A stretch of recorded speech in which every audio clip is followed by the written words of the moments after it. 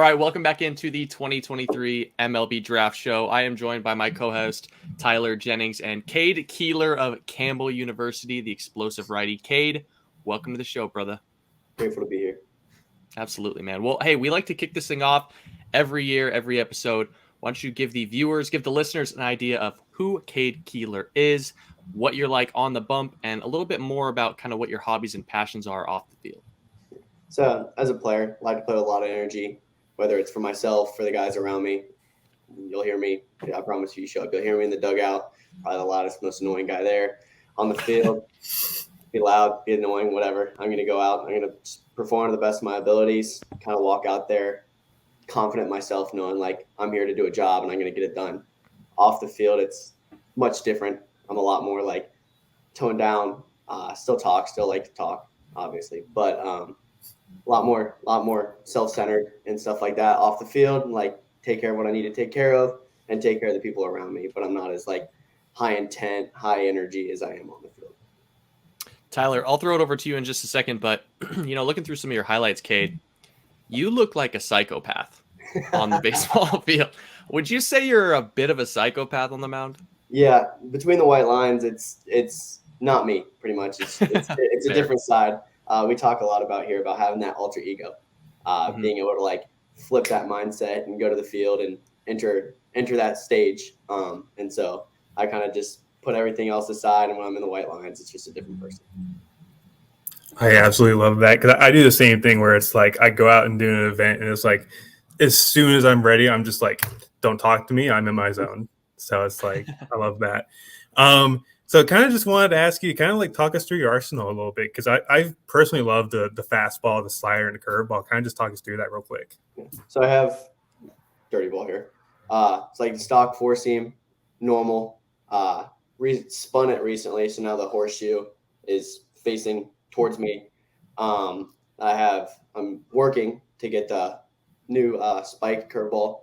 I recently was here and wanted to get this to have it come out of my hand a little bit better. The slider, cutter, whatever we're going to call it, I just developed the summer before last.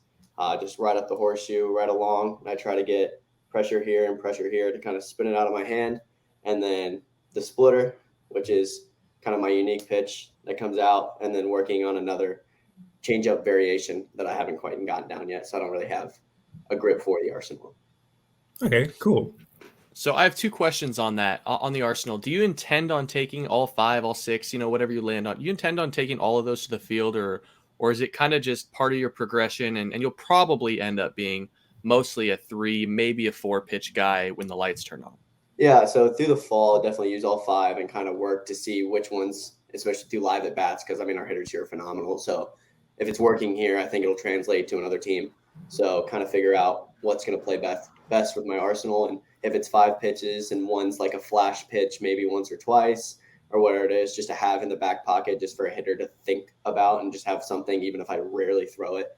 Because that one time I do throw it, that guy's gonna be like, oh God, like I had no idea it was going to come. So probably it'll mow down to 3 with a 4th, whatever it might be. But I intend on having them and try to make them all as good as they can be for as long as I can have them. And then the second question, you flip the horseshoe to the inside on your 4 seam. Are you trying to get a little bit more arm side run to kind of play off of that cutter now? Is that the goal? Yeah, so I cut my fastball throughout last fall a lot. I didn't see, like I sat in the horizontal range, like -2 to 3. And then I was watching video on like guys' arsenals, and guys that threw true cutters had the horseshoe away from their body. And I was like, well, maybe I wonder if I flip it to a true 4 seam and try to get a little more. And so I sat more in that 4 to 8 horizontal range. So I got a little more ride and run instead of like ride and sometimes cut, or just straight ride with no horizontal movement at all. Got it. What you got, Ty? All right. I did want to ask you, because obviously you and Thomas Harrington were teammates last year along with Zach Neto. What was that like pitching with him? And kind of like, was there any competition between you two by any chance? I wouldn't say competition. Came in at the same time, kind of, Tom's not a very outspoken guy. He's not going to come out and like try to put you down or like be like, I'm going to beat you out. No, he's going to go and he's going to take care of his business. And he's just fun to watch, fun to be around.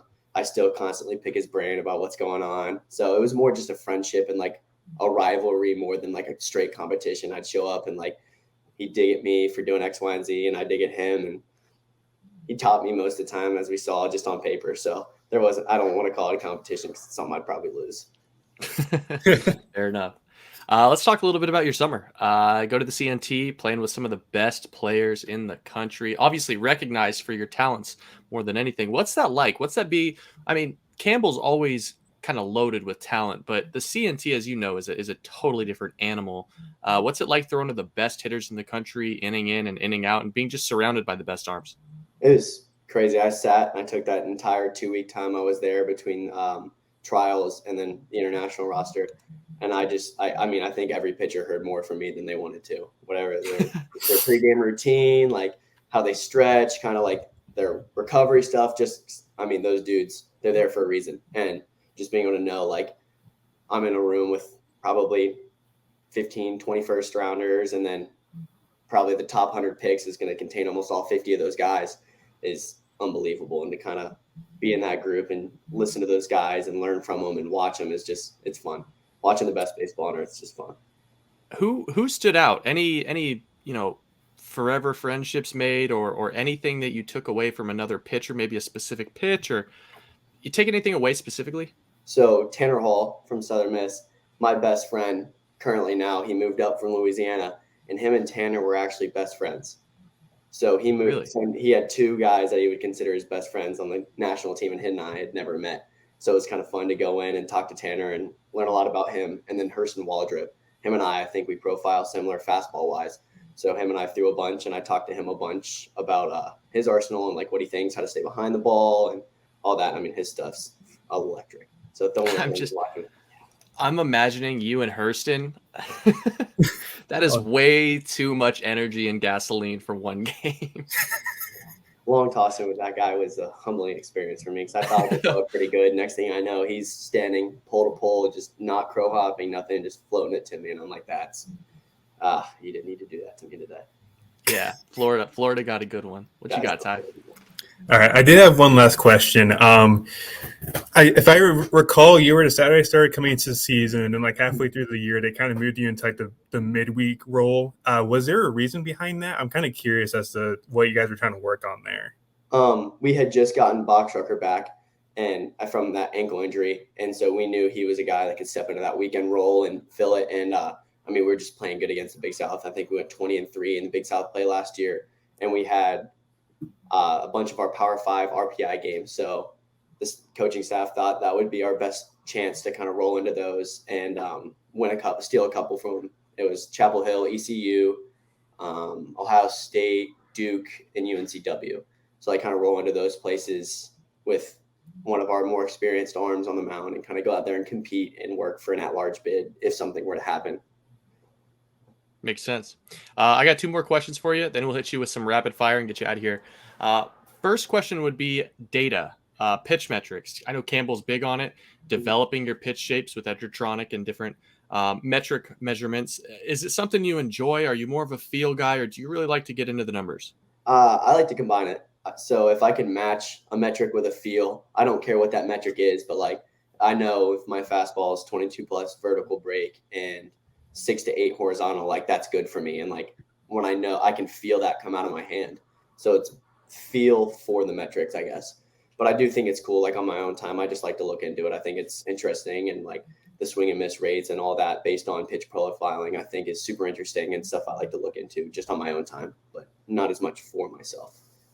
I like it. Last question, fall and winter. You've got about 5 months right now to kind of better yourself. What's on the menu, man? What are you trying to improve? What specifically are you looking to kind of grow in? Throwing more strikes. That's definitely one of my key things that I need to get better at. It's weird. Coming out of high school, I was a dude that threw strikes, and then I kind of shifted my mechanics, started throwing a lot harder. And so some of that command left. So I hope to get back a little bit to that, and then just getting bigger and stronger. And, 100 is right there in front of me. And 100 club. You couldn't ignore it, right? You've been bumping eights, like it's right there. Eights, couple nines. It's like It's like knocking on my doorstep, and I want it pretty bad. I just think that's something cool, just to have in my back pocket, just to say to my kids one day, like, oh yeah, I threw 100. Like, how about that? Very few, very few people can ever say that they were able to achieve that. One quick follow-up. In terms of just throwing more strikes, do you got a plan for how you intend on achieving that, or is it just going to be a repetition thing? I think it's so like with all the mechanical changes I made, I think getting more and more comfortable and consistent with those and like slowing myself down. I tend to get sped up a little bit and like rush some mechanics, and that's when I kind of flare off and miss. So I think I'm working on just being smoother and like simpler down the mound with a little bit less movement. And I think that'll just allow me to be more consistent and get the same spot more often, which should just pile in more strikes. I dig it. Tyler, are you good, or should we jump into these rapid fire questions? Let's do some rapid fire. Hey man, I figured that we would do the Campbell edition of rapid fire, and with Tom not here, Thomas Harrington not here to defend himself, I figured we'd just kind of throw the gauntlet at you. So let's do it. You and Tom hung out quite a bit. You guys were good friends. Who's the better cook? Better cook, Tom. Oh, interesting. I Giving can him grill. the nod. I can grill. That's about all I can do. Tom was a lot more diverse, so I'd give it to him there. I think I grill better, but he definitely overall. A good barbecue is always better. Yeah. There you go. Better taste in music. Me. You or He's Tom? country only. I spread it out a little bit. You know what? I want to throw a wrinkle into that question. Best taste in music, you, Tom, or Miami's own Zach Neto? Not Neto. Love that guy. I think I'll take it. I think I can get that one in myself. I can't help but imagine Zach Neto going into the clubhouse at Campbell and just offering something totally different than everyone else. There's no English in his music. And it gets you going. You walk into the facility and he's bumping whatever it is, because I didn't understand it. And it fires the guys up. It's a lot of fun. I dig it. You need someone with a little bit of flair. Yeah. Last question, you or Thomas Harrington, best style? Best style? I'd say me. Tom, yeah, he looks consistently good. He's very clean always. I think I throw it up a little bit different and wear some different stuff. So I guess I have a more diverse portfolio when it comes to style. There you go. Know what you're going to get with Tommy. There you go. All right. So we end this question. Every single interview ends this way. Don't know if you've had a chance to review it or think about it, but what is the one weird fact that you know about anything in the world that not a lot of people know? Like that weird nugget that you break the ice with. So I can do a little bit of like stupid magic tricks. They're nothing fancy. Just, your stock. You could do it with your parents and they're like, stop being stupid. But cards, if you shuffle a deck of cards, it's probably the first and the last time that deck will ever be in that order in the rest of history. So there's so many odds maker cards. You can never. So if you shuffle a deck of cards, the odds are for the rest of eternity, that card deck order will never be the same ever again. You strike me as a guy who isn't afraid to get struck by lightning. That's not going to happen to you. Not going to happen to Cade Kuehler. Yeah, I'll go through with an umbrella. Cade Kuehler, Campbell University, hard-throwing righty. Campbell, I know you guys are going to bring it. You've been bringing it for years now. Looking forward to 2023 and seeing what Cade Kuehler brings to the mound. Thank you, Cade. Yes, sir. Thank you.